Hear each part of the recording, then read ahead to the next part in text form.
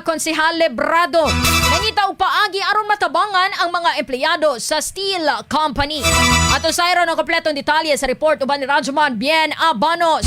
DXDC Radyoman Report. Personal nga giatubang ni Konsehal Pamela Paming Librado, chairman sa Committee on Labor and Employment, ang mga empleyado sa steel company nga nawad-an sa panginabuhian human grade sa NBI ang ilang planta.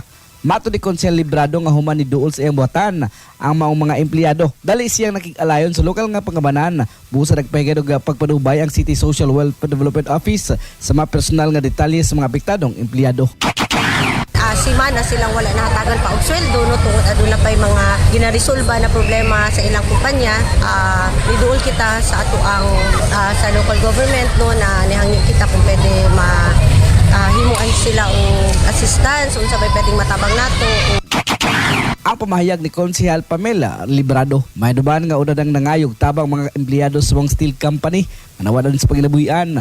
Buot nila karon nga makabalik na sa ilang trabaho human grade sa NBI ang ilang kumpanya nga gingong adunay radioactive materials ug substandard ang ilang produkto. Kasama mo sa Baritang Serbisyo Publiko, Radyoman Bien Abanos Tatak, Armen. Tatak RMN.